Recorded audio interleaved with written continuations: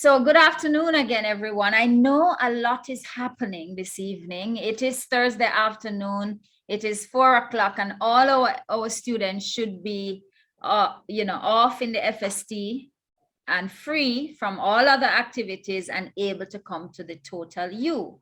But because we have this event every last Thursday of the month, where students join with us, with the team from the FST experience, to explore those other dimensions that support the academic goals. We're talking about the development of the Total U. Now, this month is special because this month, the entire UE is celebrating Career Month, right? And so February is Career Awareness Month. And so we are working together at the Mona campus, directed by the Student Services and Development Manager in charge of placement and career services, who is Dr. Anne-Marie Williams, who is here with us. Career and placement, as we know them here at UE, they are coordinating across the Mona campus. All of us are involved in Career Awareness Month. And so today and tomorrow is the career expos are happening across all faculties on the Mona campus. So here we are this afternoon from 4 to 5:30. I know some people have 5 o'clock classes and might have to go, but we're gonna get started and hopefully we can get finished quickly. This event is organized then with the FST Experience team. All of your departments have FST Experience liaison officers and the Career and Placement unit. And we are going to get started, everybody, with entertainment. Of course, our guild of students is also partners with us to bring this. We know that our students are, and we just level with each other in these sessions, right? We know that our students at this point, at week 6, they're not quite relaxed because there are course tests going on and all sorts of things are on their minds. But we would like them to free their minds and immerse in this so that they can derive from this all of the opportunities that are out there. The theme for this Career Awareness Month is, in fact, career resilience, adaptability, and reinvention. So we're going to present to you a number of opportunities that are out there for you with your STEM degrees. And we're talking about out there, we're talking about the world. We're not talking about Jamaica, because we now live in a global community and all the world is our stage. So good afternoon from wherever you are. Welcome, and let's get the show on the road with my entertainment from our very own. Claudia, do you have entertainment ready? We have our entertainment piece from one of our students in physics. This is Orain. We all know Orain, everybody? Orain, I don't know if you're online with me. Claudia, can you take it away with our piece, please?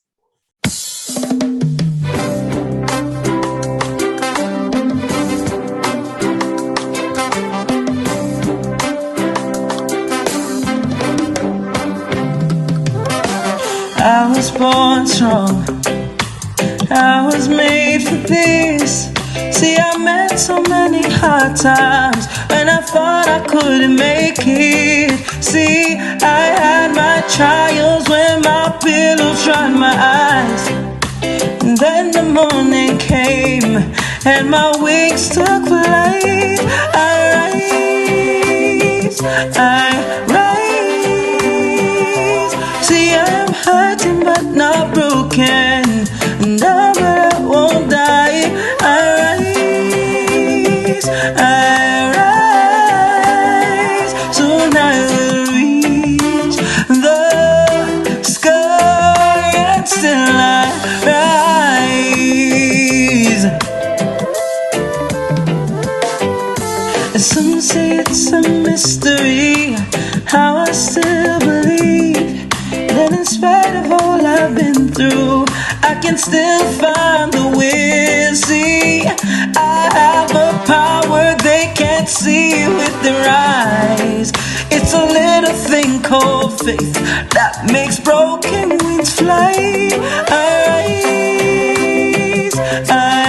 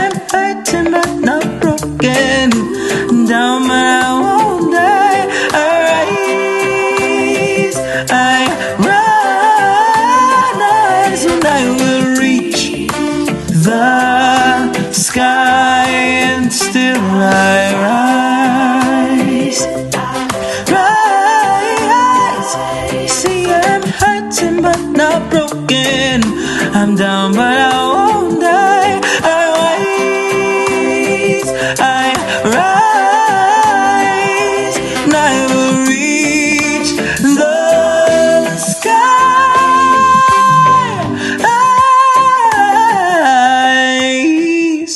Wonderful, everybody. Want you to give Orin a really big round of applause for me. That's Orin Green. He is the physics rep on the FST Guild Committee. Always, always, Alia, go. Orin is absolutely talented. This is the kind of talent we have in the FST. But you hear the message in the song? We rise, he says. We rise because greatness is within us, and there is nothing that can challenge my FST students to hold them back. And the study of science in this world positions you for greatness. So with that said, and with that kind of momentum, we're going to get right into it. And we are inviting Miss Lisha Reed. I know you have to leave at 5 p.m., but we're gonna go. So we're gonna go first of all with Dr. Anne-Marie Williams, who is the Student Services and Development Manager at Placement and Career Services. And she is going to talk to us for about 15 minutes, guys, about some of the soft skills that are needed for us to rise and stay up there. Anne-Marie, over to you. Thank you so much, Dr. Singh, and enjoy that music very much. And to ensure that I maximize my time, I'm going to get going. So my topic, soft skills for STEM undergraduates. And I just want to say quickly that we pull the eclectic blend of skills that recruiters would seek in employees as employability skills. So it's a combination of technical skills, which are called hard skills, and the non-technical competencies, which are called soft skills. And someone will say, look, the soft skills are really the ones that you should be calling hard because they're the hardest to learn and hardest to assess. But today, we're going to maintain the nomenclature and consider them as the soft skills because soft skills are really the behavioral traits that you demonstrate that are non-technical. Those are the non-skills related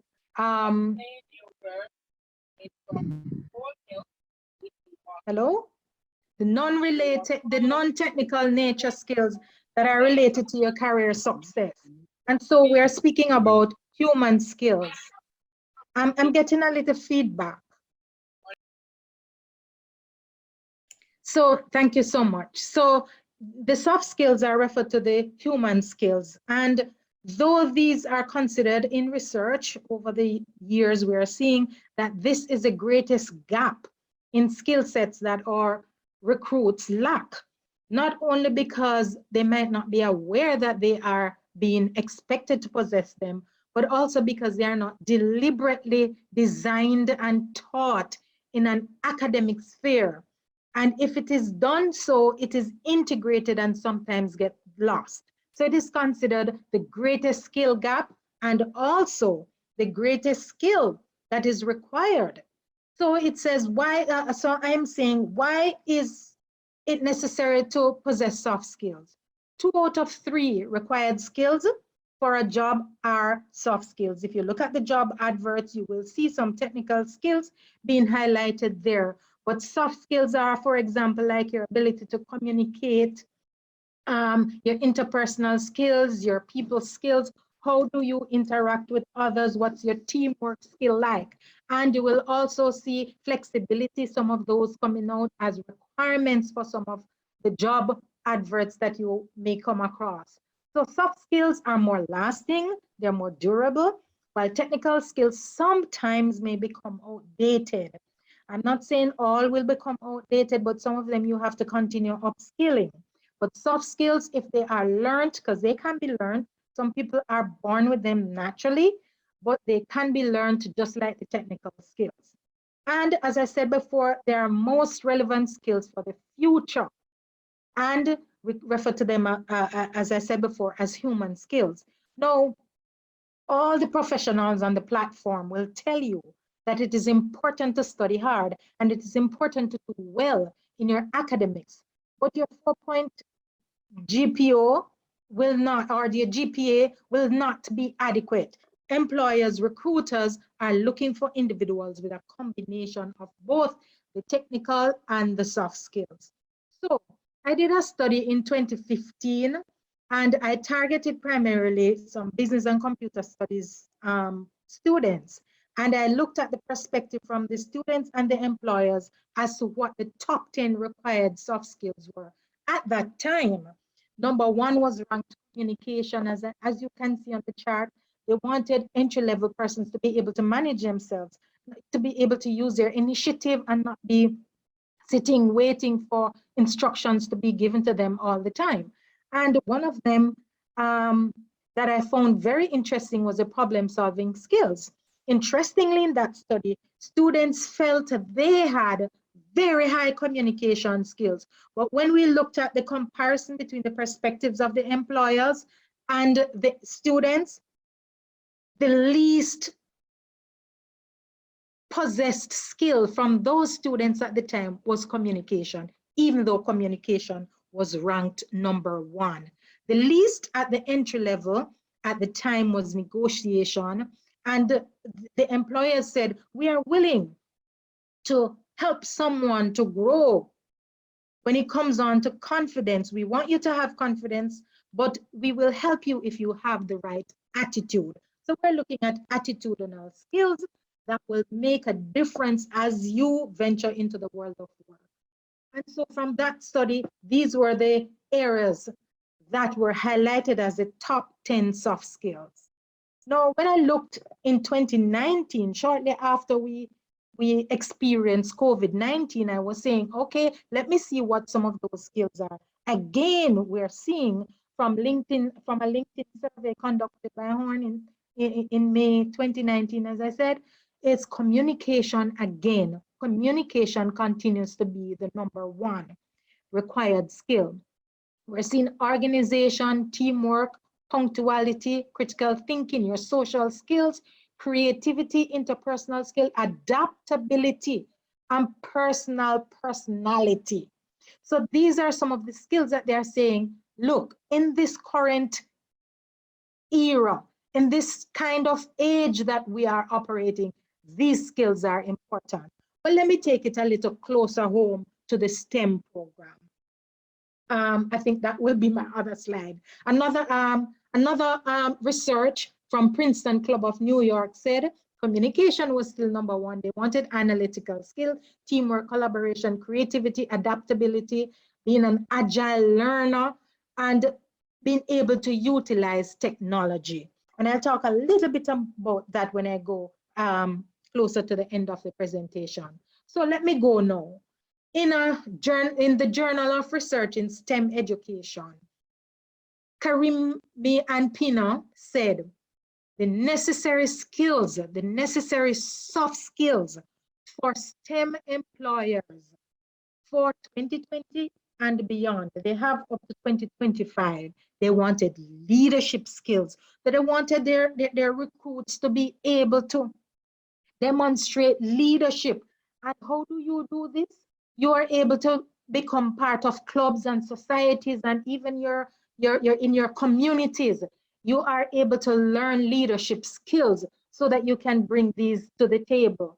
We have human connection, which is really still the ability to interact with others and to be able to speak to people in an appropriate way, to be able to be mindful of how that people are individuals and that you too are also an individual, a human being. So we wanted you to be able to treat individuals as human beings and not just tools. Because you see, soft skills are not skills that can be taught to robots.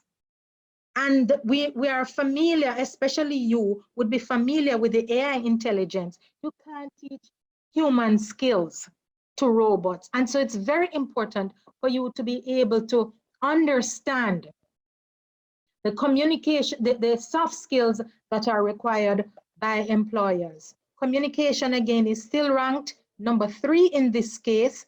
And when I speak of communication, I'm talking about the ability to write and speak to individuals at different levels.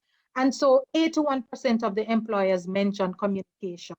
Collaboration, or what we sometimes refer to as teamwork, is also twinned with creativity by having the same rank. 70% of the employers felt that you needed to possess creativity and collaboration skills as you venture into the world of work, reutilizing your STEM technical skills, empathy and problem solving, and finally, emotional intelligence. I want to just plug something here on emotional intelligence. Emotional intelligence can be twinned to some degree with empathy. Emotional intelligence speaks to your ability to understand and put yourself in someone else's shoe, not just to put yourself in someone else's shoe, but to understand that everybody's experience is different and that you don't express your feelings because you are comfortable, and that your idea must be promoted at all times. Emotional intelligence comes with self-awareness and your ability to be socially aware so that you know who you are relating to and how your communication, your interaction with them can make a big impact as to how productive they are, as well as you and the organization in general. And so, as I looked at these skills, I know you are saying, how am I going to share all of this? How am I going to be able to hone these skills? Before I look at how you can hone some of them, I'm going to just look at some of the skills that we, we received feedback from in our most recent mock interviews. And we invited a number of professionals, HR practitioners, to interview our exiting students to give them practice on how they will be performing on the real job interviews. And so some of the skills that were highlighted was that students had positive people skills. There were others who didn't have that kind of feedback. They were saying the students were too selfish in their way of thinking, and so you weren't seeing some of the people skills coming out. The self-confidence is one of them that was highlighted, time management, but they're saying your level of self-confidence will also help in your time management skill and your planning skills, because some of the students turned up for the interview without prepping. They're doing an interview virtually, and they came without the proper background, without a proper setting, so that the interview could be executed properly. And they're also seeing some persons who came on without having a copy of their resume available, or having their resume so poorly prepared. And so they are looking for skills that will demonstrate that you know how to plan and execute not just your own self and your own professional growth, but also the work that they will be assigning to you. Again, I'm seeing communication coming. The written communication is the first form of communication most recruiters will see from you, or that will be their first impression of you through your resume and possibly your cover letter.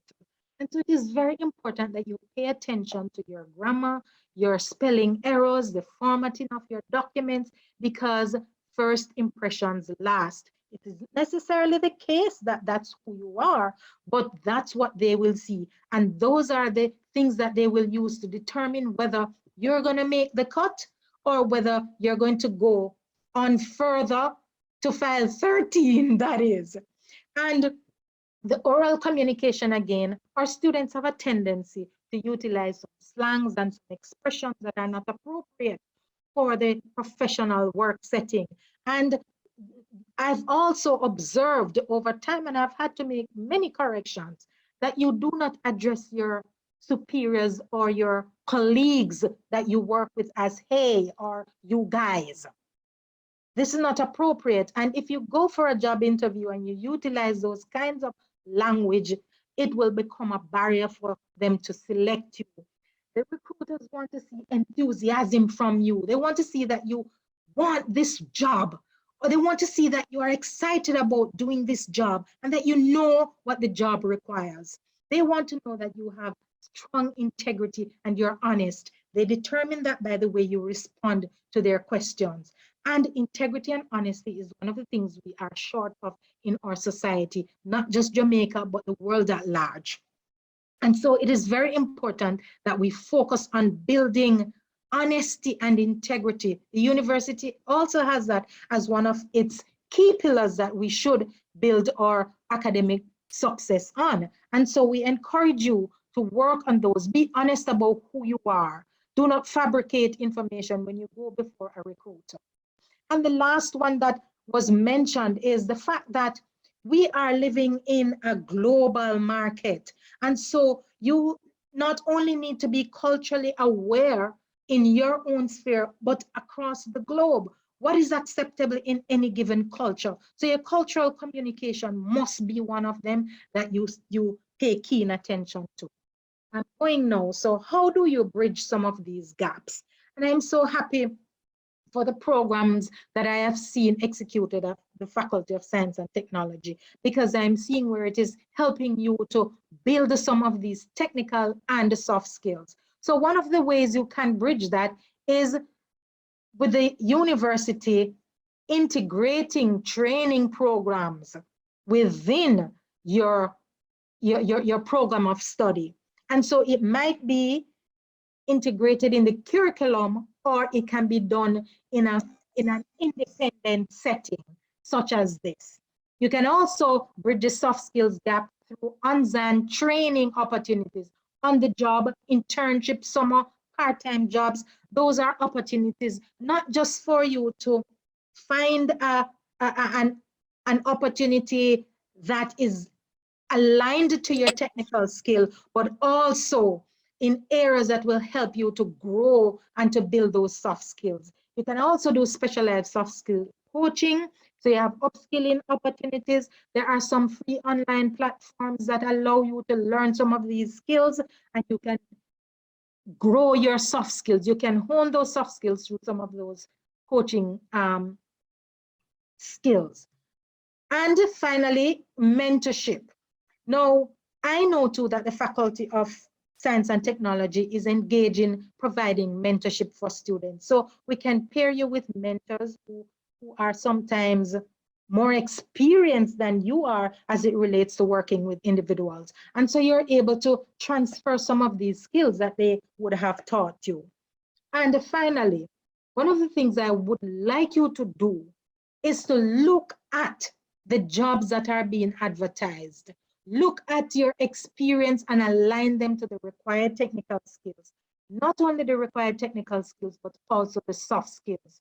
And frame your skills on your resume so that when you write, the recruiter is saying, yes, I'm seeing the soft skills coming out. This is not a soft skill, but I must interject here. And it might not be necessarily applicable to all of you, but I was told that our students aren't selling themselves enough and selling themselves in the technical skill of digital literacy. So I don't believe that that should be a problem for you, but remember that when you frame your resume, it should demonstrate all of these skills, not just the technical, but also the soft skills. Showcase less tangible skills such as creativity and adaptability in your cover letter and during the interview process. So how you do that also is by giving examples of how you would have utilized these skills and the end result for these skills that you have demonstrated. So you're going to identify a skill gap and begin to find resources online and through mentors and otherwise to help you to build these soft skills.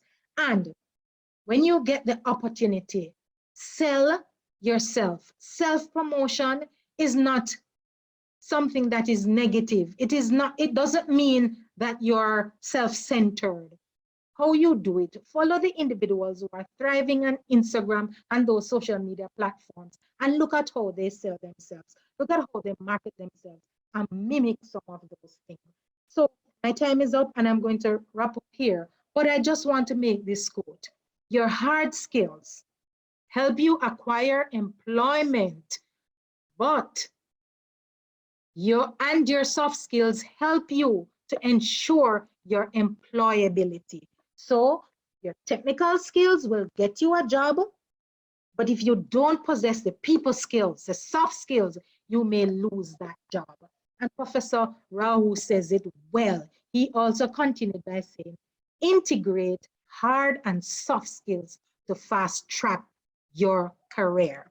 The Office of Placement and Career Services is available to help you with each one of these skills if you would like. So if you want to do public speaking, we're able to do a session with you, give you practical examples of how you can build these skills. So I wish you all the very best as you continue this session, and I look forward to seeing some of you as we continue the semester. Thank you very much, Dr. Singh, and that's it for me. Thank you so much, Dr. Williams, and thank you so much for being a special friend of the FST and of my FST students. So the Office of Career and Placements, guys, it's your place, right? Yes. You need to go there. You need to take advantage of the opportunities that are there. So we're going to move right along. And I thank you again, Dr. Williams. Stay with us. Don't go. The expo continues. Right, and students might be able to send questions in the chat as the next speaker comes on. So Dr. Williams, go over to the chat and respond to those questions that are coming in. We have some. Now, guys, and for all of my speakers who are online, I want to say, just give me a chance to go through in the order that suits the speakers based on their time. Okay, so we know that Miss Lisha Reed, who is the Senior Technical Director in the Department of Chemistry at the Institute of Forensic Science and Legal Medicine, needs to go at 5 p.m. And so I'm going to hand over. What we're going to have now is the expo, the exposition of different careers that are available to you in as students who have studied science, right? And remember, we're talking about adaptability and resilience. And toward the end, we are going to have a presentation from the Life Sciences Student Experience Liaison, who will be sharing with you some of the other available career options when you have studied STEM, not just here in Jamaica, but all over the world. So at this point, I'm going to hand over to you, Miss Lisha Reed, and ask you to take it away and share with us very briefly your world.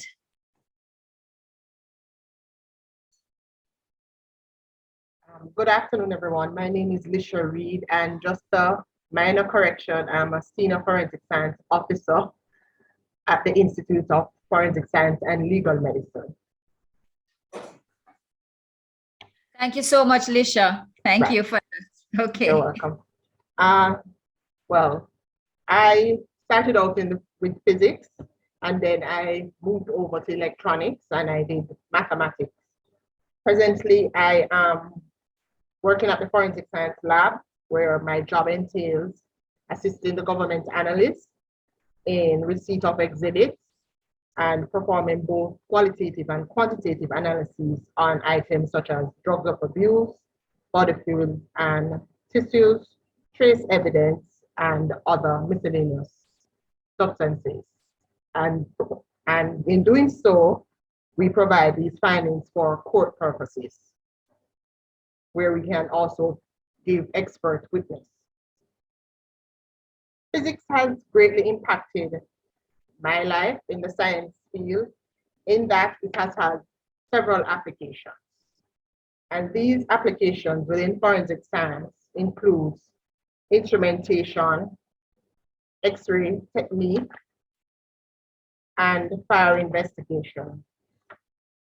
As you know, from time to time, we are also called to investigate fires and to analyze items such as boats to test for drugs of abuse, or cars if it is being used for transporting drugs or trafficking drugs, to name just a few. And in terms of instrumentation, I can recall one such case where I just started working here, and we were called to a scene to examine petroleum. And in this case, there was a tanker that was recovered because it was stolen petroleum. And utilizing instrumentation from physics would mean the use of a dipstick, which the lab did not have at the moment. So we had to go and do manual measurements. And using a dipstick would have made our life that much easier and work that much quicker. In terms of X-ray technique, I am the primary operator of a scanning electron microscope. And with this instrument, the whole analysis of X-ray fluorescence comes into play. We also have a X-ray fluorescence XRF machine as well as a scanning electron microscope. And these instruments, we would use them to perform analysis for like comparative analysis of soil, but mostly trace evidence in terms of gunshot residue and other things like gold, if any is found and submitted, so that we will be able to say what is the elemental composition of these things. A lot of these instruments, we have to be careful in terms of when we're analyzing on them. For example, the signal to noise ratio, which is something that you are all used to in doing physics. So you have to ensure that you make you're operating in the correct parameters so that your spectrum that is produced at the end of analysis isn't a noisy spectrum.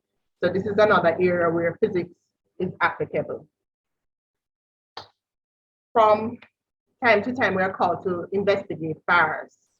Now, this is where your physics would generally come in, because in terms of if it's an electrical fire, then you can also be able to identify where are these points of electrical failures by looking at, for example, the breaker to see if it's in an on or off position. Look at how materials behave when they're engulfed in fire, meaning that how they stretch. And these are some of the areas where you can actually see physics at work. Other areas that are within the forensic science field, which I am not an expert in, would be like serology. When you look at projectiles, you can also look at the motions of, look at the blood patterns on walls or wherever a crime has occurred. And this can give you some evidence of what is it that actually took place, possibly how close the person was that produced this force, the striking, or how the person was hit in terms of the distribution on the wall or whatever surface area is surrounding the scene. And another such area would include in terms of ballistics. Now, this is where you will maybe go off in terms of, yes, I can see physics here, because we speak about projectiles. You can look at the angle at which the exit and entrance wound of a bullet per se. You look at the trajectory. You can also determine the distance of the shooter from the victim. So in this area, you can see physics at work very clearly. And it is very an interesting field once you have an open mind. I would like to show you, because I'm in the lab, but I'm not sure how good this would actually be. But here we have an XRF that is right behind me. And within this Take it up a little bit, Leisha. Take it up a little bit. Take it up a little bit, the camera. Some of the. Okay. All right, that's better. That's better. Okay, great. you're seeing it now. Right. So this is where we will input the sample within the chamber right here. And then the X-ray fluorescence. So here we have the X-ray generator. And this is what will generate the X-ray, and it will interact with the sample and give you the composition of the sample itself. So this is what the X-ray machine looks like. What I really wanted to show you was the scanning electron, the SEM at work, but I am not in that room at this moment. Yeah, that's the one we would like to see, Leisha. Right. Would like to show them. But right. So what we can do, we can go on to the next speaker if you want, and then if you want to move us, we can come back to you for you to show that to them. It would be a little difficult to set up that connection, but what I should have done was to just take a picture because it's actually on now, so you could actually see it in motion. Sorry about that. So what you should do is just to allow me to bring the entire total use session over to the forensics lab one of these Thursday afternoons on the COVID protocol. You will have to speak to the director, Dr. Morse, about that. All right, we'll put that in. All right, so Alicia, we want to thank you so much for giving us a little window into your world. I'm sure students have some questions, and I'm asking if you could go over into the chat. Guys, just put your questions in the chat. Remember, this is us showing off all that you can do with your degrees in FST, and Alicia is representing the physics department. Your FST Experience Liaison Officer for Physics, is Dr. Tanya Carr, who is here online with us. And she works closely because she does fire research also, right? And the guys at the forensics lab. So come on over to the chat, Lisha, and have them talk to you. Send your questions on as we move on. Oh, okay. Is there any way, one quick question, is there any way that I could get the questions after? If I'm unable to answer them now? Yes, we will. Because I have something else to do. Okay, all right. If you have to go, then so somebody's talking. There are a few now. Just before grab us 2 more minutes. Right. Yes, and answer those. And guys, we are going to thank Miss Leisha Reed. Come on, everybody, let's give her the FST warm round of applause, and just ask her to continue to remain a friend of the FST. She studied here in physics, so she's already connected to us by birth. All right, so we're gonna move on now, and we have to move very quickly to our next speaker, because our next speaker is in a part of the world where it's 1:30 a.m. right? She's over there in the United Arab Emirates. She's in Abu Dhabi. We're talking about Mrs. Patricia Nichols. Patricia, welcome. Welcome back to the Caribbean. Hi, good morning. Thanks for the invitation. I just have a couple slides, so let me know if you're able to see my screen. We are seeing your screen, Patricia. Let me just tell everybody that Patricia is down there and she's working with BP. She's working with BP as BP shareholder representative for onshore upper crustaceous carbonate oil reservoirs, right?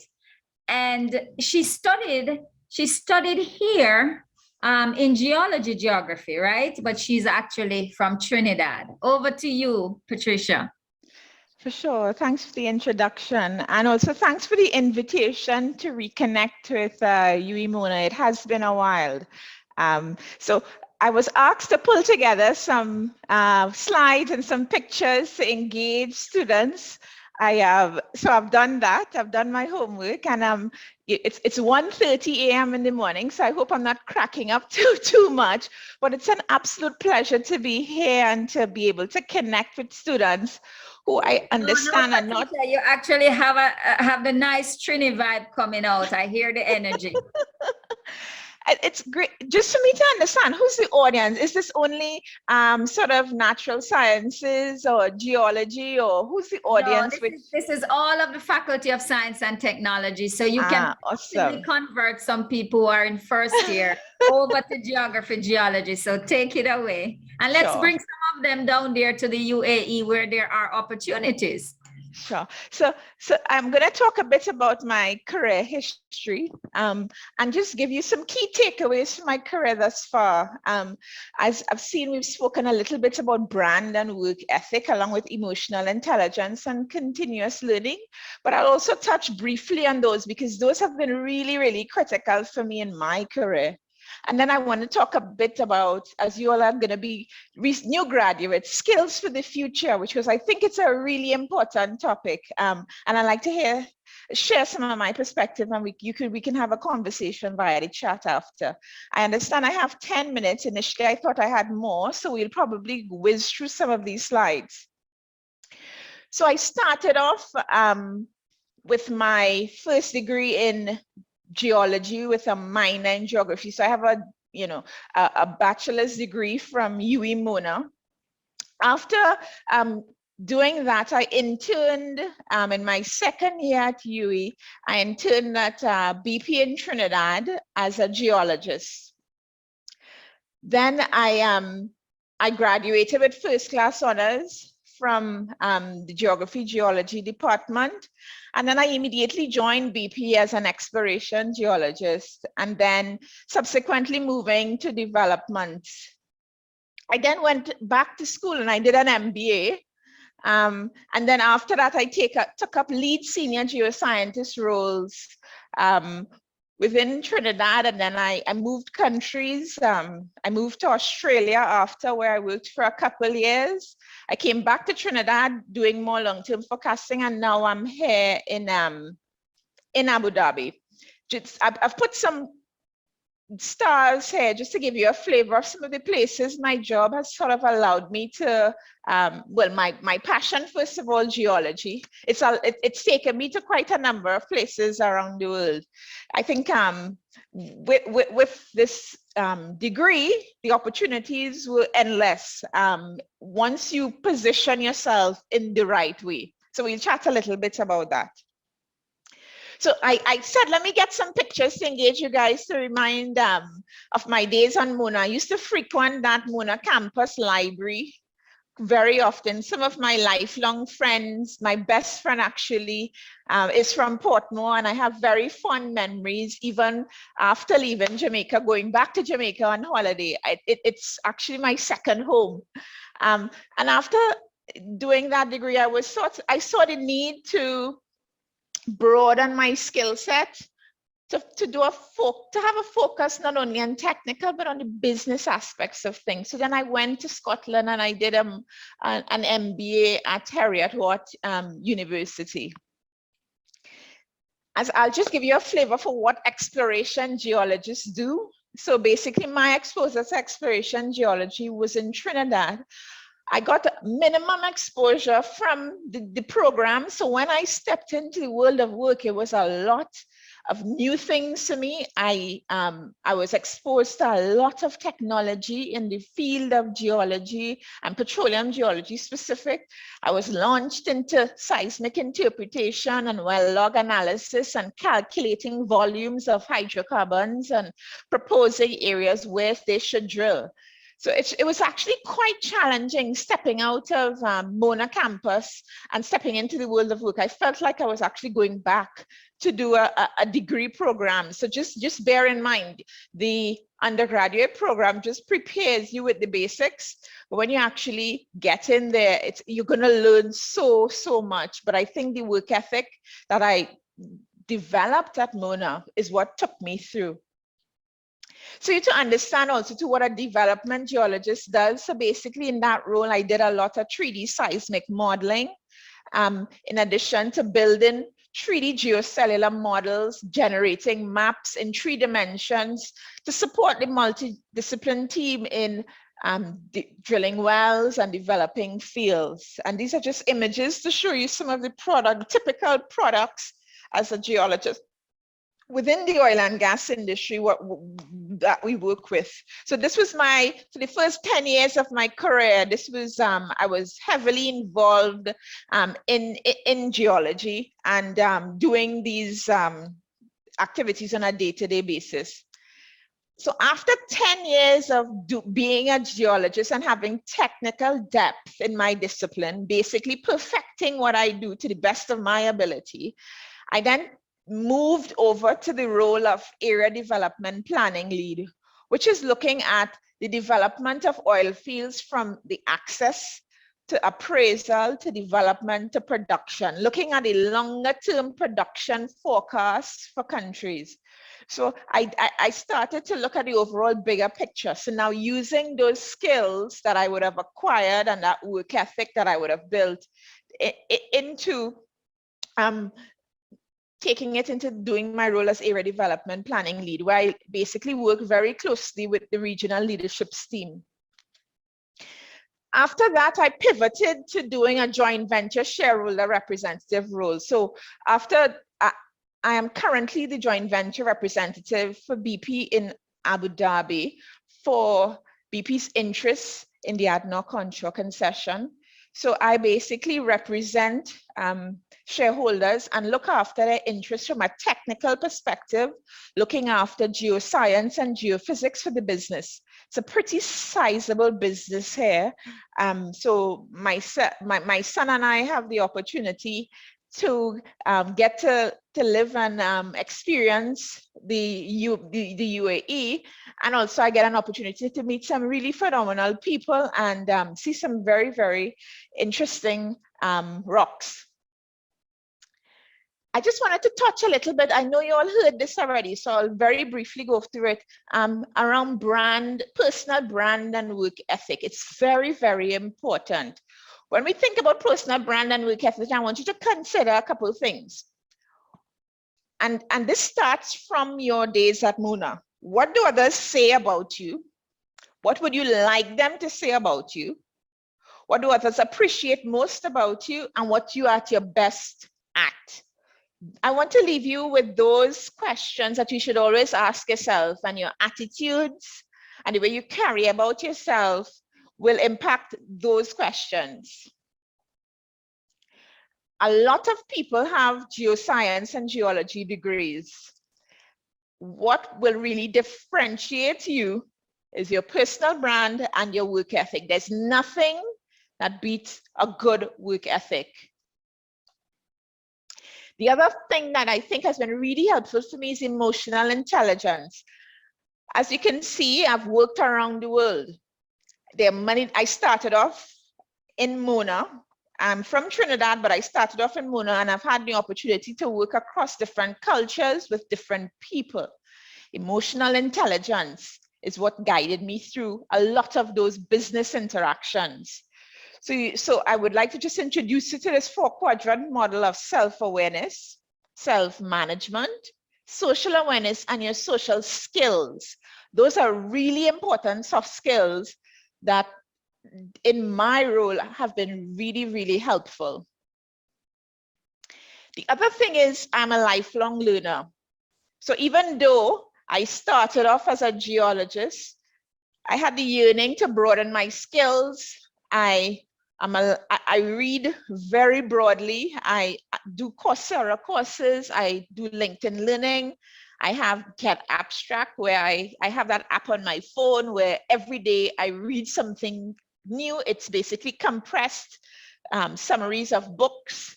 YouTube is one of my best friends for learning. You know, there's so much available to us that we can do independently and learn. That has been very important for me and has carried me through in terms of a lot of different roles that I do, where I'm not always in a position where I am the most informed person. However, I need to, as I'm doing a role where I look after the shareholders' interests, I use these tools to get up to speed. Some thoughts on the future. I cannot reiterate even more. Building a strong work ethic. I cannot reiterate even more having flexibility and flexibility on what, you know, where you go. When you come out there, as I said, there's going to be a lot of people on the job market looking for opportunities. You need to be flexible. You need to have a collaborative mindset and digital skills. It's necessary. I always give this story. When I started off my career 15 years ago, and if I look at what a geologist does today, more than 50% of what I did before is now done by a computer. It's automated. That's happening at a rapid pace. Geologists are now doing data science and analytics in addition to the hardcore hard rock geology. So we definitely need to increase our digital skills, and a lot of this can be done on your own. It's not necessarily all being done in a classroom to kind of build those skills. There are many different forums to be able to build digital skills. It's a global workplace. Do not limit yourself to a brick and mortar office within Jamaica, or if we have Trinidadians on the call, within Trinidad or other parts of the Caribbean. You can compete for jobs anywhere in the world. Get that global mindset and build a professional network. not just in person, but also virtually. In terms of for future geologists, find your passion consistent with emerging needs. There's a lot happening. There's a lot changing in the world of work. I started off as a hard rock geologist, but today there's a role for persons with these science degrees in climate to support the climate change ambitions. There's a role for achieving the sustainable development goals. There's a role for us in data science and analytics. Be aware of these changes and the demands that are coming up, and be open and embrace every opportunity. You have the foundation coming out of Mona, and you need to definitely leverage on how things are evolving in terms of roles. And with that, I believe I've crossed my 10 minutes, but I would stop there with questions. Oh, thank you so much. Thank you so much, Patricia. I feel your energy is up at 1:30 in the morning, and I hear you saying so many things that resonate with the theme of our Career Awareness Month. In fact, it's career resilience, adaptability, and reinvention. Because I hear you talk about being a lifelong learner. I hear you talk about increasing skills, including our digital skills and building our networks. And I hope my students are listening. I know Dr. Williams also spoke about, cultural communication, the importance of integrity and planning and self-confidence and the people skills. And the students are in the chat saying, beautiful presentation. I don't know if they have other questions relating to, you making that transition over there in Abu Dhabi and the cultural transition and what it took. I don't know how many of them would like to talk to you a little bit more, but I would ask you to go over before you go off to bed, to go over into the chat and just spend a little bit of time, even 5 more minutes, guys. Please send your questions in the chat for Patricia. And we really want to say thank you so much for not just coming here this afternoon, but for doing us proud, Patricia. Caribbean people continue to shine, just showing our students that with a UE Mona FST degree, the world is your stage, is at your disposal. And we do give you those basic skills that you need to go off and excel in the world. So there are some questions coming in for you. We are so very proud of you, can I tell you? And we want you to stay in touch with us. Our faculty stands very, very proud of you and all of our people who are over there in the Middle East. Thanks again for coming. Lots of questions coming in over there for you. All right, guys, and we are moving right along, and I know I have Dr. Charlene Jackson Beckford. Charlene, and Jason, I'm coming to you next. Jason, I hope you're staying with me, Jason Scott. Charlene Jackson Beckford is someone I know very well because she studied chemistry here in the Department of Chemistry, and she's now a patent agent. And I'm going to allow her to take over and tell us about what she currently does, her journey, and whatever else she wants to share with us based on the theme that we are working with. Charlene, where are you? I am in Atlanta, Georgia. And by the way, can I share my screen? I just have 2 slides to share. Yes, you should be able to share your screen. Yeah. There you go. There we go. Okay. Yeah, Charlene is in Atlanta, Georgia, and you're at Cepheid, right? Right. I am working at Cepheid currently. Cepheid is a diagnostic company that make different diagnostic tests. One of the most popular one is a COVID test. They're based in California, but I am currently working remotely from Atlanta, Georgia. Shirley, let me come in here and say this to you. What I think, with the theme of resilience and adaptability and reinvention, and just exposing our students to the array of opportunities, the wealth of opportunities that STEM degrees position you for, because you're not wearing a white coat. Right. I know. And I was looking at the 2 presentations before mine, and I'm like, I don't have, these fancy instruments to show or fancy rocks or anything like that, but still, I'm in the intellectual property field, and it's still, connected to the science. So you're not in a white coat, you're not wearing a lab, but I certainly interact with scientists on a daily basis. So still connected to it, but not necessarily at the bench. So I'll just spend, just a couple of minutes to talk through my journey. Started UWI in '99 and completed a undergraduate degree in chemistry. After I finished, and I also want to make mention of, you're in the Faculty of Arts and Science, and I know a lot of our students have the mindset that, if they don't get through directly to med school, then they'll apply when they're done. I too was of that mindset, but I think I like chemistry. Fell in love with chemistry, I think, in about second year of undergrad. So I decided that, I want to learn some more about chemistry. So when I graduated with my undergrad degree, I decided to pursue a graduate degree in chemistry as well. Started that in 2002, but along the way, marriage happened, and so I decided that, and also I wanted to broaden my scope as well. So I ended up, rather than completing a PhD at UWI, decided to graduate with a Master of Philosophy degree.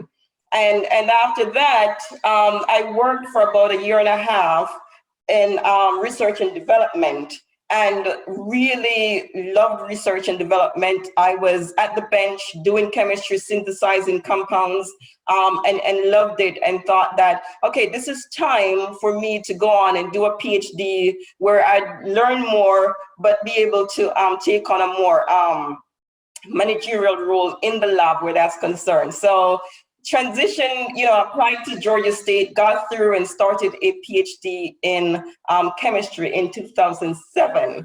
Of course, being from Jamaica, I was on a student visa. So I think about the third or fourth year of my PhD degree, I started to think that, well, I also need to be thinking about what other opportunities are out there. Because at the end of the day, when I'm finished with my PhD which was slated to be completed in 2012, then I'm a little bit restricted because, again, I was on a student visa.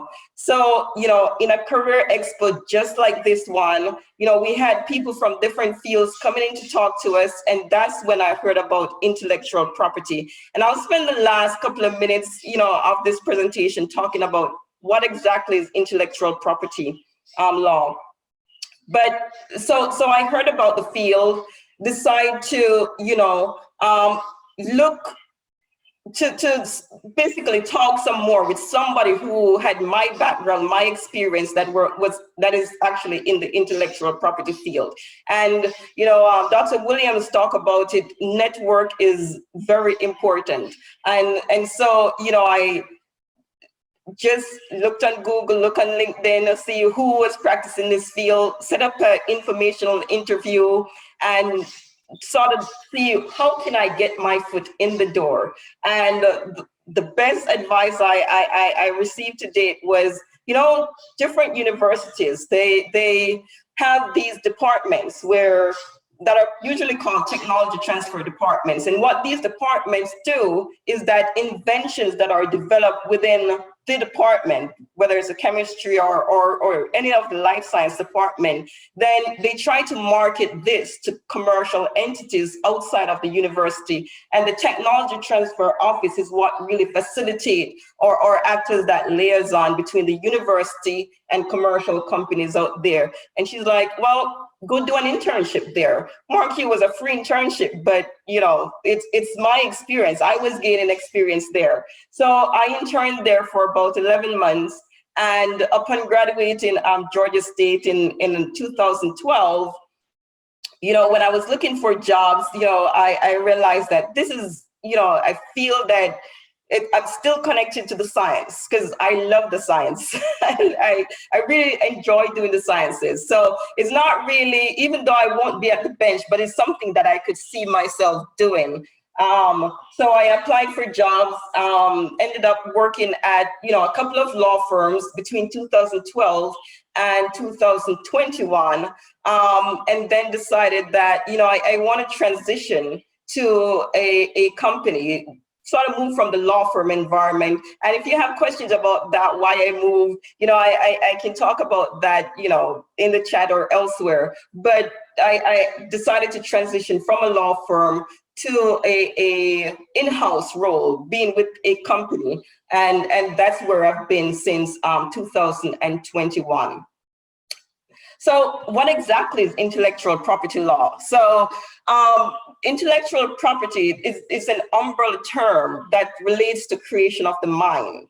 And unlike real property, intellectual property is tangible, but governments and companies have recognized the value of intellectual property and realized that what the government has done in exchange for you disclosing any invention that you came up with, then the government basically gives you exclusive rights to that invention in exchange of you disclosing that invention to the public. Why does the government do this? It's because, if we look outside, every creation out there, everything that's made, whether it's by a company or by a person, most of it actually is an improvement of something that already existed.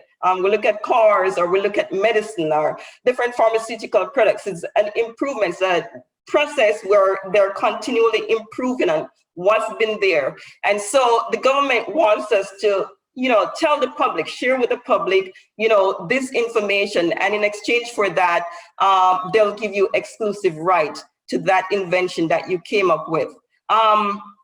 So what exactly do I do? I'm a patent agent, and basically assisting, whoever the inventors are in obtaining a patent.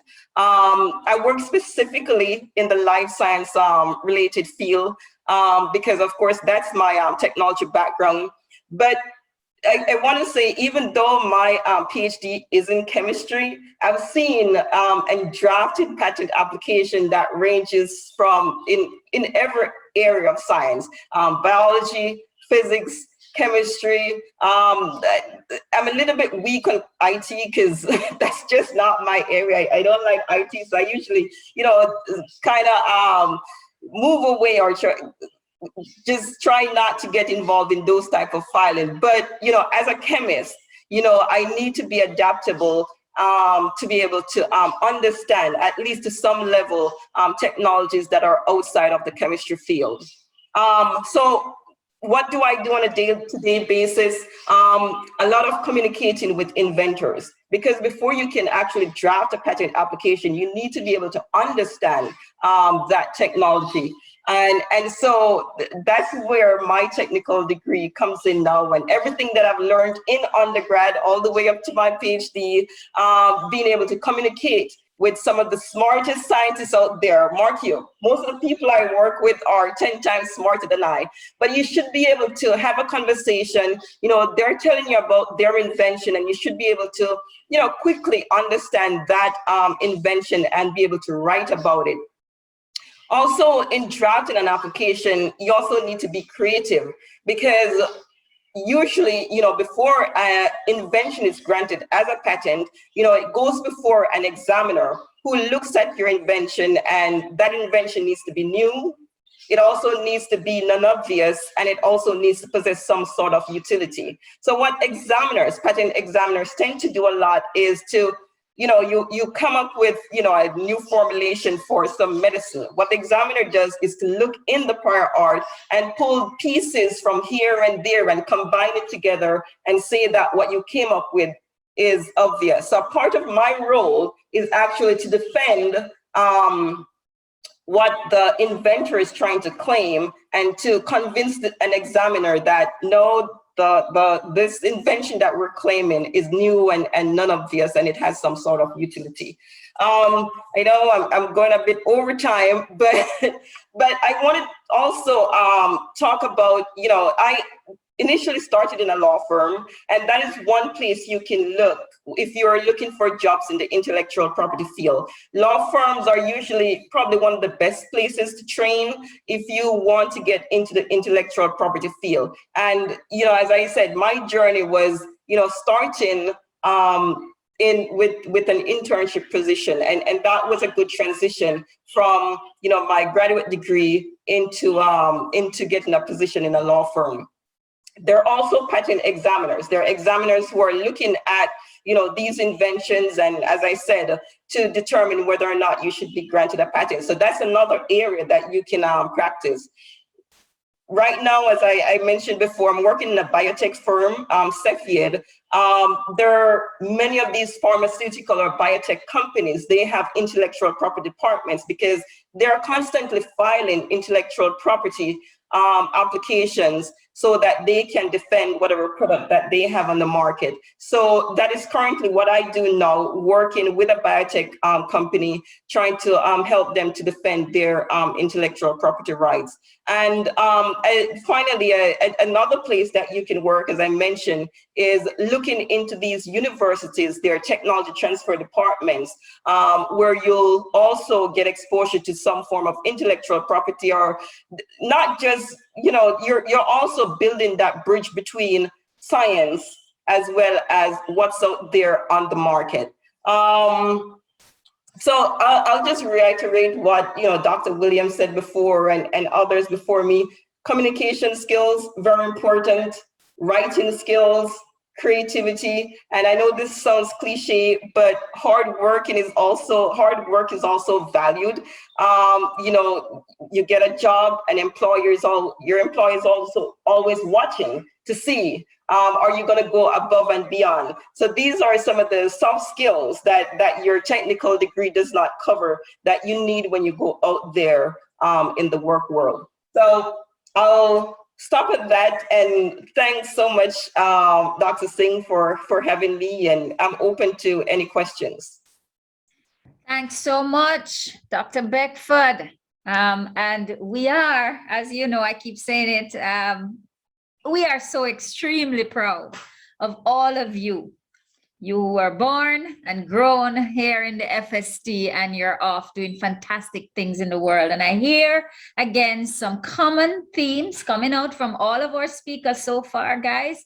We are talking about being adaptable, being creative, hardworking, the communication skills, and building out the networks. And Dr. Beckford, I'm going to ask you to stay with me to the end. I want you to go over into the chat for me and help me with answering some of the questions that people have. Because even though you studied chemistry, I hope everybody is understanding the world of patents, international patents. The inventors, the people who understand the inventions and what goes into it, the language of invention, are scientists.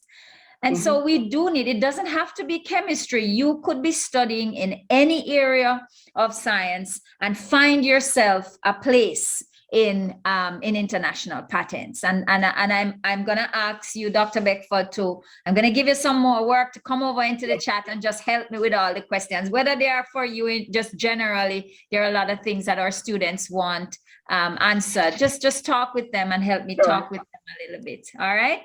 Okay. And so we're moving right along, everybody. We have 2 more speakers, and we have to go over to computer sciences now. And we have Mr. Jason Scott, everybody. He's Deputy President of Jamaica's Technology and Digital Alliance. Jason, over to you, sir. Hello. Hi, I don't really have a presentation. I was just told it's going to be a panel discussion, so I was just here to discuss. I don't have any ad deck or anything, but yeah, I'm Jason Scott. I'm the now leaving Deputy President of the JTDA. We elected a new team early this month. So after this, I will be, free of public service. But for the past few years, graduate of UWE. I was there when it was pure and applied. No, it's science. I don't know what it is called now, and people call it NatSci as well. Hold on, Jason. Let's give it the right name. I want you to have this on the tip of your tongue, Faculty of Science and Technology. It's the Faculty of Science and Technology, and you know that means we are the Faculty of Greatness. So naturally. Tell us what you studied and your journey, and then tell us about the things you do in your exciting world of Yeah, man, digital sure. technology. So I started UA doing medical physics. I think the medical physics program was brand new at the time. So I said I wanted to the medical physics. I wanted to the prosthetics engineering. So the plan was the medical physics with a minor in human biology, then go to Bard University overseas, do a master's in prosthetics engineering or animatronics engineering, and then live my best life. The that just didn't work out. And in my second year summer, I switched to comp sci. So I was helping friends out with comp sci projects along the way, and one of them said, "Hey, I know you. I had some personal loss, and I couldn't attend my final exams, so I had to make up my credits through comp sci. So I switched to comp sci, did my first and second year comp sci over the summer, and caught up with my other colleagues. And then while in computer science, a lot of opportunities started popping up, helping lecturers with research, helping lecturers with their like jobs that they had at UA. So one of the first lecturers I worked with was Dr. Curtis Busby Earl, who actually invited me to come speak here today. He had he had been charged by UA to help with the implementation of some software for, I think it was the clinic at the time. So he said, "Hey, do you want to help?" I was like, "Sure, sir, no problem." I just wanted the experience.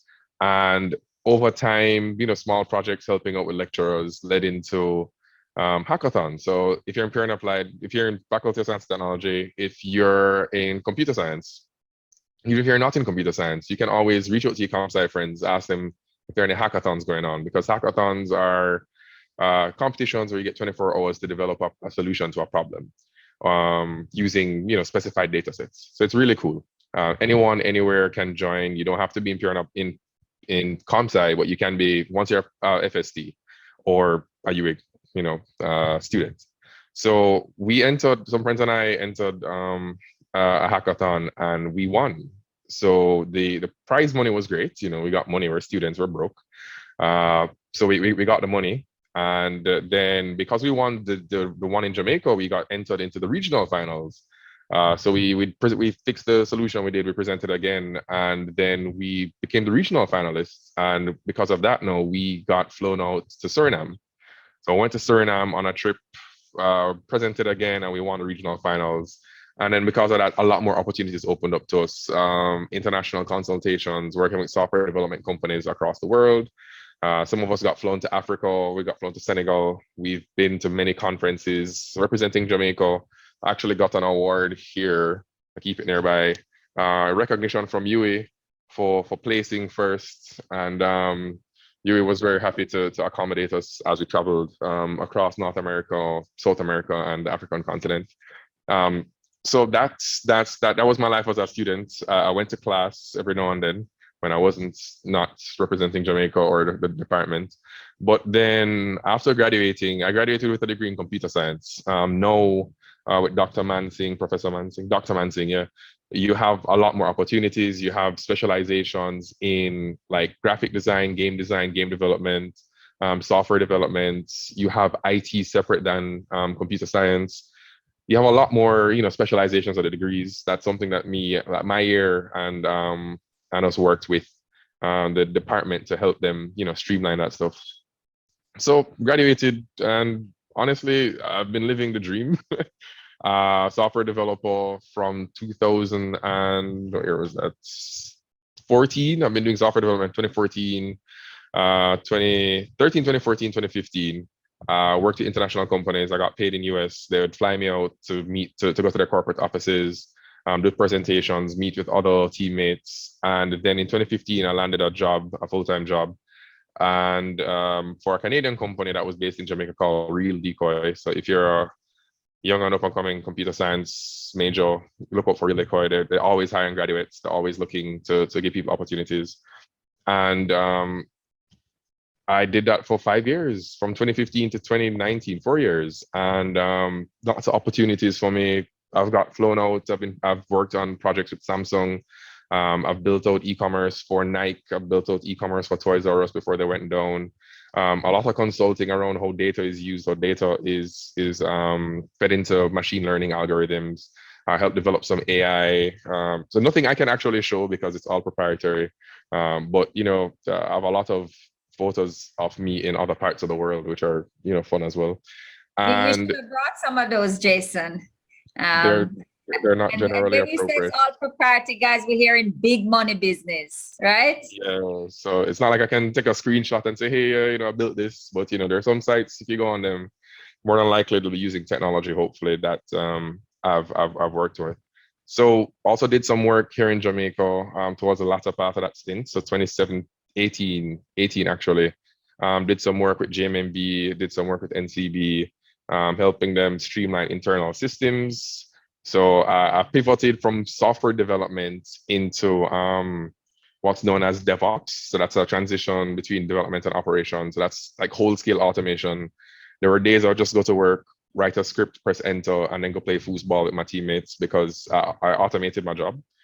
And the last part of that now, similar to the first presenter, is I transitioned from like being very technical to being more business focused. So in 2018, 2019, I deliberately started focusing on the business side of tech. So how do systems and how does software directly impact revenue for company? How do companies calculate ROI, which is return on investment, and then helping companies develop strategies to implement or to invest in software so that their businesses could 10x. I started working with a local consulting firm who worked with companies like Proven Group, JMB again, Mayberry, and help build out digital strategies. Digital in the sense of not like social media and all that fun stuff, but like what software to implement, how to use it, training staff on using software, raising the standard when it comes to IT best practices, security awareness training as well. And then I transitioned to Grace Kennedy in 2020, just after the pandemic. So during the pandemic, I got a raise from my first job. I resigned from there. I got a new job that paid like double that. And I was at Grace for a while. I was the head of digital transformation for the insurance segment. So I helped them, streamline a lot of their processes. If you go on GK Online, their online insurance portal, something I led the team that developed it. I never wrote a line of code. I just, architected it. So big up the team that wrote it wherever they are, and help them with their internal processes when it came to approach to software development, package selection for different types of software. And they should be launching a new app soon, which I'm proud to say I worked with them directly to launch to build it. So hopefully it launches this year. Yeah, it's February, it should launch. And now I work at a company called Automatic. They are the parent company for WordPress. So if you know WordPress, that online blogging site, I work for that parent company. I'm a solutions architect there. And what I do is I work with companies like Al Jazeera, AccuWeather, most recently LiveScore, to build their online presence from a content management point of view, as well as integrate with their core systems. So that's all well and boring, but it's fun for me to work with all these companies, understand their business objectives and the strategies that they want to take, and then supplement supplement the strategy with the right technology, so that they can see they can maximize their bottom line. Just all about making money. So my company is remote. I don't need an office. I am in Jamaica right now, but usually I just end up on a plane and I'm told where to go. So last year, between September and December, I was in Boston, Phoenix, New York, Miami, Canada. Yeah, so it was fun. So working remote for a remote company, who knows how remote should be done properly, was also great. So, I mean, any questions, you can always reach out to me. I'm going to drop a link in the chat.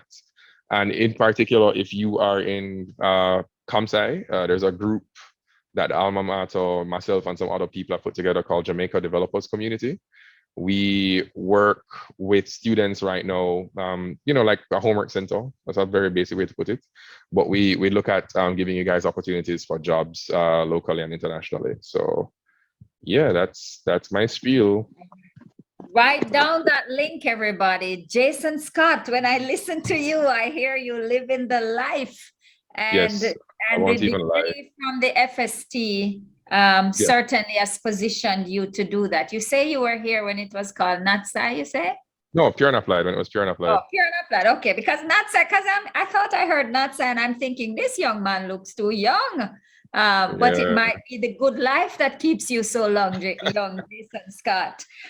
So everybody, please write down that link. Jason, I want you over in the chat too. I want people to be talking with you.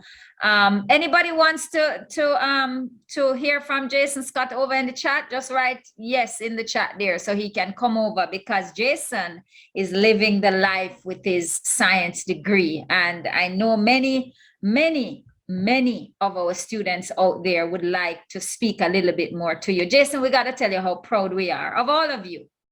And thank you so much for coming over to share with us. And your story, even if it inspires one, it will have done our country a little bit, made our country a little bit better than what it is. I'm sure many have been inspired. Thanks again. So we are winding down, guys, and we have one more speaker. We have to go now to someone who has studied in the Department of Life Sciences, and this is Dr. Zara Oliphant. Zara, can I welcome you? Welcome you back home, Zara. I do remember you. Zara, everybody, did her PhD in zoology, and she's now working in the Ministry of Science, and she is the Director of Corporate Planning and Performance Management, the Acting Director of Corporate Planning and Performance Management in the MSET here in Jamaica. Zara, over to you. Thank you so much. Thank you so much, Doc. And it's so nice that you remember me. I certainly do. Thank you. Thank you. I was on my laptop, but the connection is really shaky, so I decided to just come on my phone. I didn't not want any interruptions. Greetings, young people. Greetings, other alumni. Your presentations are wonderful. Really great to hear. I am also not in a white lab coat, and my journey has also been quite interesting and something that I didn't even anticipate or think of. I started UWI. I did have the dream to, be a doctor. I think a lot of persons from my generation had that dream. And then I fell in love with a river while doing the freshwater ecology course. And it was actually Swift River in Portland. I fell deeply, madly in love, just like you watch those romantic movies, that was me. Totally drowning in the wonderful blue eyes of the river. So, I realized that this is where I wanted to be. I wanted to be in nature, which is quite interesting that I'm sharing that with you while sitting in a cold AC office. But things just have a different way of working out. My encouragement to young people is do the best that you can and put yourself out there as much as you can. When I was an undergrad, I was working at Digicel before I even started at UWI. And so I was a working student. I would be at UWI for the entire day, going through labs, and then I'm at Digicel working from 7 p.m. to midnight, getting home like about 1:30 in the morning. By the time the bus dropped me off, it was that late. So I was always tired. I didn't have the time to participate in extracurricular activities because I had to be going to work or using that precious time to study. And then in 2007, an opportunity came up for a research consultant. They needed a student to be a research consultant with the Nature Conservancy for a project called Waters for Life. And my lecturer, Dr. Hislop at the time, he submitted 2 names. My name was one, and we were interviewed. And I got the position to be a research consultant. Now, I was working at Digicel full-time. I was considered to be a full-time employee. On the weekends, I worked 8-hour shifts. In the evenings, I worked 6 to 7-hour shifts. And I'm a full-time student of the university. And I took on another job as research consultant. And so it was very, very difficult for me. I had to be using my days off to go and do research, to work on the papers. I had to be studying. I had to be fulfilling my obligations to my workplace. And so my GPA ended up suffering as a result. I did a double major in zoology and biochemistry. And, it kind of showed where the love was, because the GPA on the zoology side never really suffered that much, But the biochemistry side, oh my God, I struggled. I struggled there. That was the one that took the beating. And so I left UE, I graduated with a lower second class honors. And I share that because a lot of times we hear stories about persons with the upper second class and the first class honors, and you think that's okay, they're the only ones who make it. But that's not the case. I went on to do my MPhil, and I actually had to argue my case for the MPhil on the basis of my research that I did with the TNC and the fact that my research was being used to inform policy positions in the government, and on the basis of my undergraduate research project, right? These were the things that gave me the edge to get into the MPhil program. I did the MPhil, finished my MPhil, graduated, and I was still working at Digicel.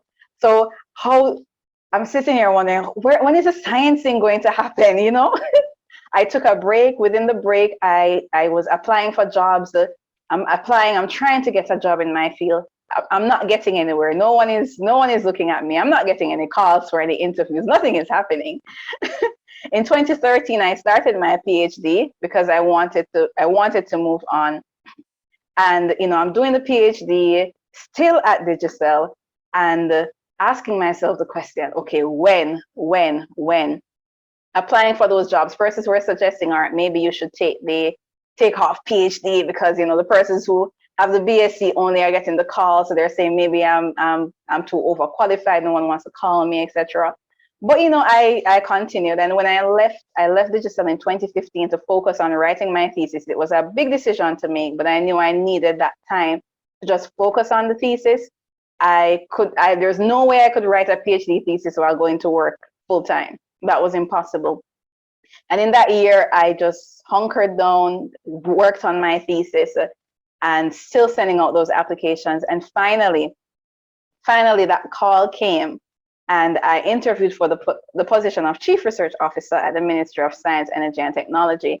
I interviewed for that position in June, and it was crickets. I didn't hear back from them for quite a few months. And then they randomly called in October asking if I would still be interested. And I'm like, yes, I would still be. And then nothing again. I heard nothing again until like the second week of December when they called to say that I am getting the offer for the post. So Dr. And I started. What did that job entail? And that's what I'm coming to. So for all of that time period of just wondering where am I going to end up and what's the science that I'll be involved in, being at the Ministry of Science, Energy, and Technology as Chief Research Officer opened some doors that I did not even anticipate. I participated in research because I led the research unit. So I drove the research that ended up informing policy decisions and legislative decisions that impact the entire country. For example, the data protection law that is now in effect, the recommendations that went into that law, a lot of those came from the research work that my team did. And so I was at Parliament at those Joint Select Committee meetings, participating in the discussions, offering support.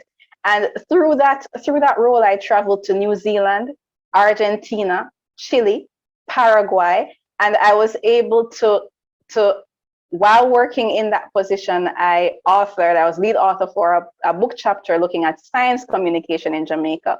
Because being at the Ministry of Science, Energy, and Technology, I got a chance to now be involved in affecting things that would assist with science policy, along with the energy and technology, of course.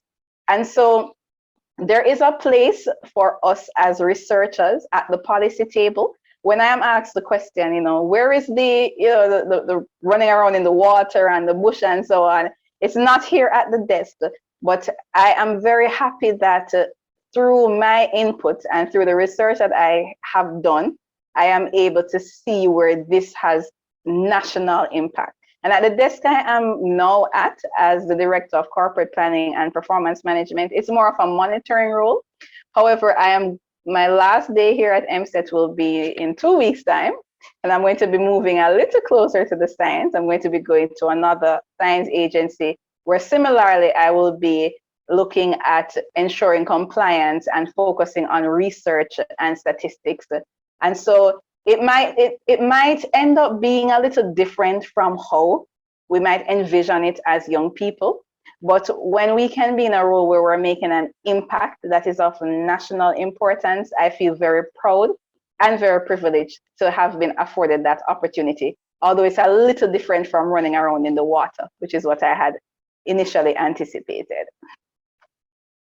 Wonderful, Dr. Oliphant, and I see Dr. Anne-Marie Williams from Careers saying this is an excellent point, and we've been seeing this very strong theme of career resilience and adaptability and reinvention. And we've also, from all of our speakers, guys, we've been hearing how the degree in science in our faculty prepared you to adapt, to reinvent, to take advantage of those opportunities that are out there that are very, very crucial. Because Zara, you said it well, we do need to have scientists who understand the solutions that are needed for the problems in policy. So there is that area of science diplomacy and science policy. And you also mentioned science communication. Science has the solutions. And if society and policymakers do not understand it, then they cannot implement it. And they cannot embrace it. It cannot work. And so those of us who understand the science must be able to communicate the science. Zara, we are very, very proud of you. I want you also over into the chat. I want you to go over there and interact with my students and say some more to them. I've got to say thank you to all of our speakers. But before we go, guys, we have a very important presentation coming up. It's very short, and we have one of our FST experience liaison, or our FST experience liaison officers. I am just, my words are just jumbling, and I don't know why. So many things running through my head. So we have Miss Claudia Lewis, who is the experience liaison in the Department of Life Sciences. She is responsible. You go to her to talk to her about matters relating to your experience in the faculty if you are in that department. You can always reach to me. I am your Associate Dean for the student experience. You can jump into the faculty office at any time. Your experience is important to us. But in your departments, you each have an experience liaison. And Claudia, where are you? Claudia is on. Claudia is going to talk to us about some career options when you study in our faculty. Over to you, Claudia. Okay, good afternoon, everyone, and thanks, Marvadine. We're going to be looking at some careers in Faculty of Science and Technology. Let me share my screen. So while that's coming up, Azara, you're over in the chat. There are questions there for you. Comment.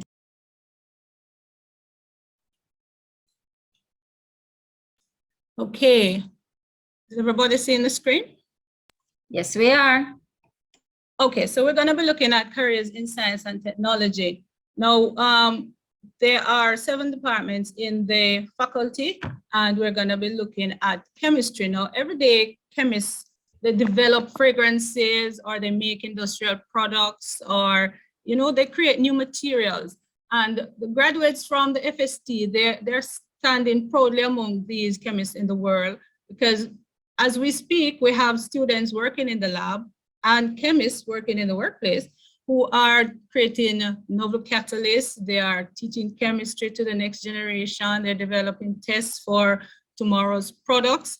And so there are different aspects of chemistry that you can get involved in, and different areas. So you might know about agriculture. What do you also know? That you can get into energy management. You have energy systems that would benefit from a chemist actually working on them. And then you also have quality management. Just the other day, they had a quality seminar that got really high ratings from the persons who participated, as well as forensics, water treatment, food technology, and all of those other areas. And then we get to computing. Now, computing has seen an explosion in, say, data science. So we have different areas of data science that we look at here at UWI. And we also have the game designers. You can be a webmaster, computer systems engineer, even a software developer. So we have all of those courses in the computing degrees. All right, you can also have, when you look at, say, Apple products, then you really like the interface and how it looks and how everything is presented to you. So that comes because of the user interface design. So you have computer programming is a function of user interface design. And then you create and integrate all of these technologies to meet the needs of the users, whether they be consumers or commercial users.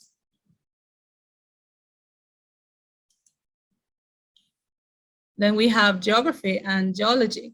Now, we saw a geologist earlier who was working in the industry, part of the petroleum energy mining sector. We also have persons working at environmental agencies, persons working as consultants or entrepreneurs. And then we have government ministries that take our graduates each year. Several research centers on campus also make use of graduates from geography and geologists. I'm sure you've heard of the earthquake unit, or seismic research centers.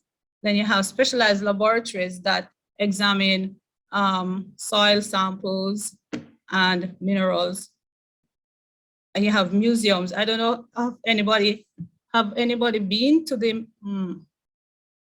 well, let's leave that because of COVID, we haven't had a lot of museum visits. But then we also have persons looking at urban and population geography, climatology, environmental consultants, especially in this day of and age of climate change. And then we have cultural geography, urban and regional planning. You can even go up to the master's level in that aspect, and GIS analysis. So there are different areas in geography that you can apply your skills. And then geologists deal with food, water, mineral resources, energy as well. And they play critical roles in protecting the communities because they predict and monitor hazards, such as earthquakes, landslides, volcanic eruptions. So these are some areas in which geologists would find employment once you're finished with your studies at UWI. Marine geology, seismology, as I said before, geomorphology, looking at the rock formations, volcanology, disaster management. Now that might not sound like it has anything to do with geology, but disaster management is one area where geologists find a lot of employment. Mineralogy, so the mining sector would make use of you right there. And of course, the museum curators and environmental consultants. Now, life sciences prepares students for a career in very broad areas. So you can go from agricultural banking to being a food specialist, depending on the types of degrees you take, whether they are animal sciences or botany courses. Or you have a coastal manager or landscaper. We have persons working in environmental fields, or you can be looking at animals. You might be more comfortable with animals. So these are some areas that you can explore. We also have persons working in forensics based on their life sciences degree. So whether it be entomology or botany, then you can explore the forensic field.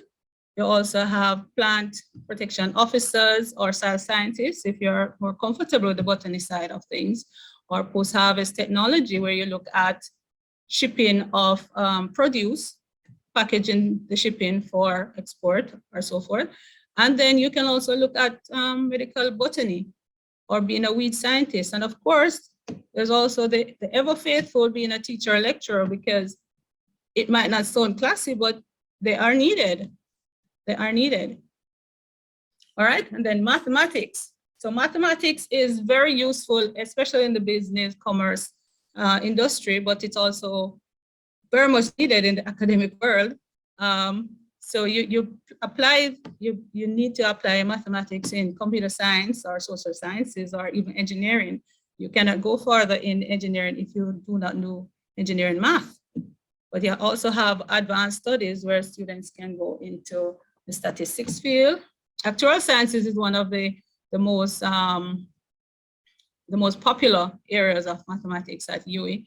And you also have mathematical modeling, which is, it is becoming very important nowadays, especially with climate change. And then you have the regular banking and econ and accounting, but cryptography, especially in this day and age of cryptocurrency and getting data privacy, then you can look at that as well. But education, as I said before, that area is always needed, always needed. And then we have physics. So with physics, you're going to be looking at telecommunications, or you're going to be looking right now, robotics is a very important thing. You also have persons in physics going into information technology or material science or alternate energy. So if you're really interested in seeing how solar panels work, then you have to go into physics. And then medical physics is where you look at the instruments that help persons to get better. And electronics, that's very much needed right now. Okay, so these are some of the areas that where our degrees can take you from science and technology. All right, you have any questions? Thank you so much. Thank you so much, Claudia. And guys, we want to make the point, Claudia, and I think all of the speakers have made it, and I hope everybody is hearing, that when you get a FST degree, you are not getting training, you're getting an education. An education is transformative. It transforms the way you think, it transforms the way you do things, and it makes you adaptable. So you've heard from people like Zara and Shirlene and these guys who are doing fantastic things, not necessarily in the area that they did their degrees in, because it arms you with that ability to think and solve problems, that ability to communicate. That's what the FST degree does for you. And so you're going to find yourselves, you're going to have to see yourselves as going anywhere in the world. I do have, in fact, colleagues who studied chemistry with me, who worked who are working in chemistry, yes, and chemistry-related activities, research, and so. But I also have those people who have never touched a lab with their PhDs in chemistry. They move straight into management, and they didn't have to go do a management degree. Okay, they move into politics. I know one person in my mind now went straight into being the head of an organization, a manager. And didn't have to go into the lab. So you've got to position yourselves to embrace the FST experience, because that's the only way that the transformation is going to come.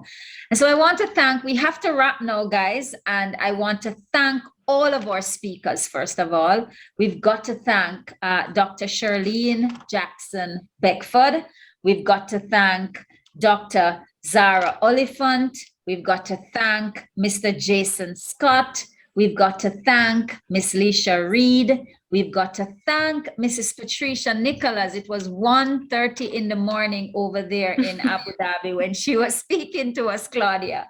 And we have to thank Dr. Anne-Marie Williams, who is in charge of the career and placement services. She is the development manager at the placement and career services.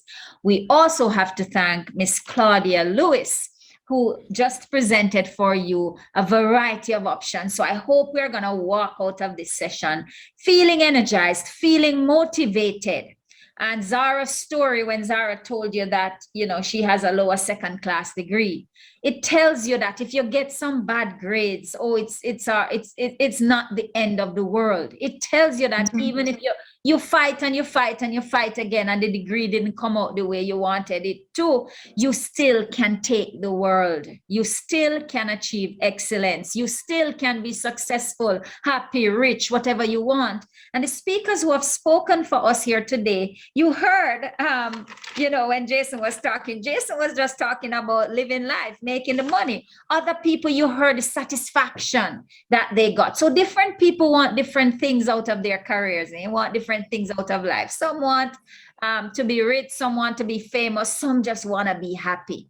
And the truth is, you can do it all. And it doesn't matter if some challenges come, you have what it takes with your FST degrees.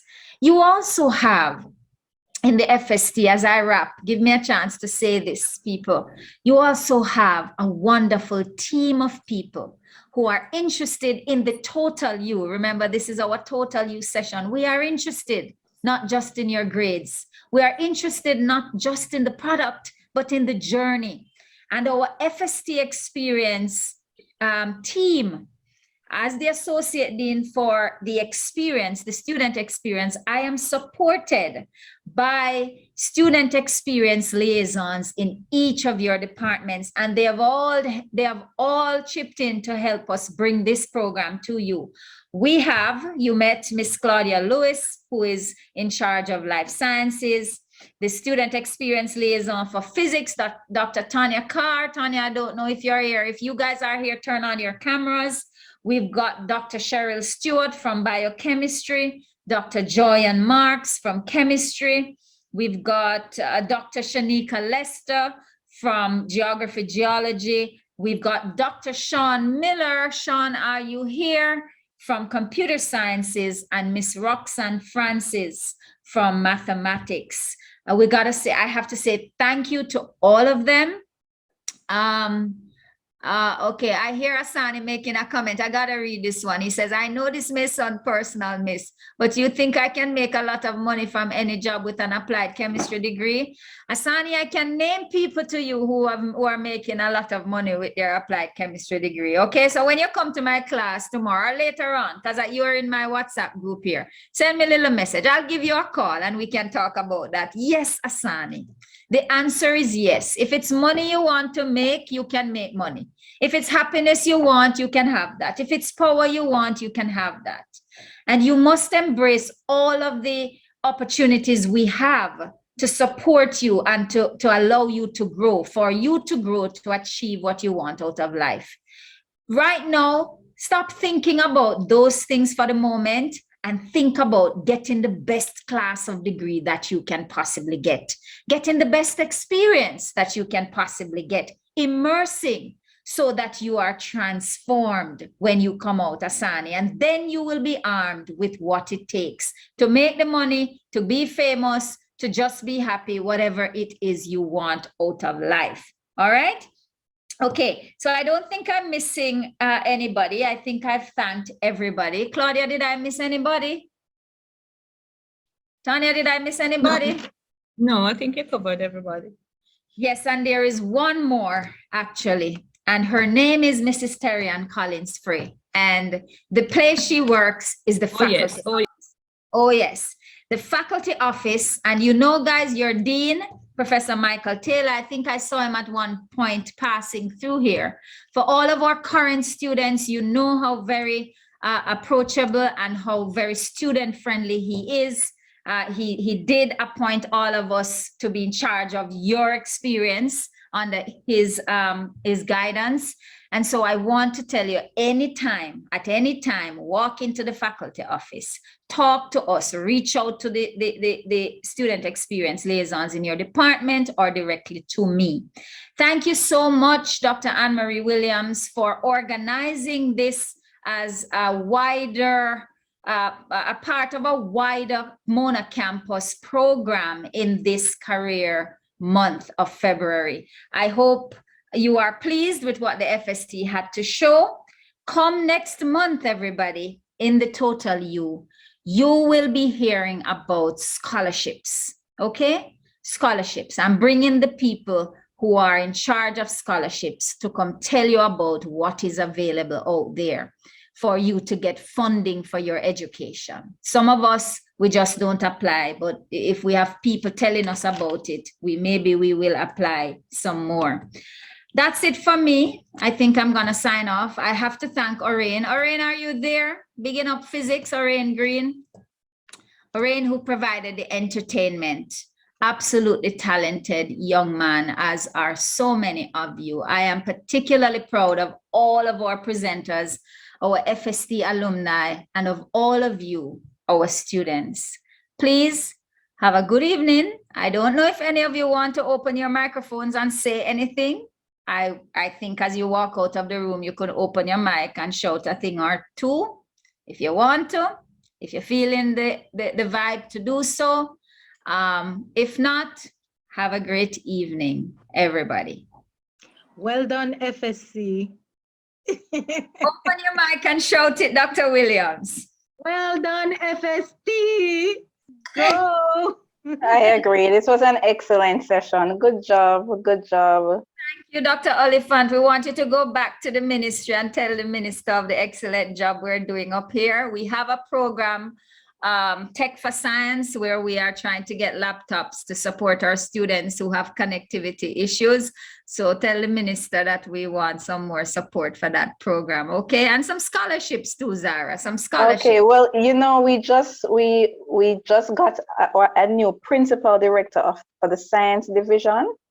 And one of the things is to really build that synergy now between public sector and education, because we're lacking that post for a long time. And so she happens to be one of our alum, isn't she? Yes, Natwain Gardner. That's Natwain. I have her right here on WhatsApp. We were working close. Awesome. Yes, she's the one that's got that you need to know. Yeah, man. She ready for you, Doc. She ready for you. We've been talking because we are going to support our students and position them for the greatness, not in Jamaica alone, but for the whole world. I agree. Awesome job that you're doing, Doc. Really, really love these sessions, and I'm sure it's making an impact. I kind of wish I had this when I was studying. Oh, Zara, that's very nice to hear you say. Thank you so much. Now that you're in a place, you know, where you can affect things that happen here, especially because you're in that place, I am very happy that you feel this way. And I want you to call up the name of the FST to the minister, okay? Okay, I surely will. Thank you. Right. Thank you so much, everyone. See you again next month, last Thursday of the month, when we meet for the next Total U. Have a good evening, everyone.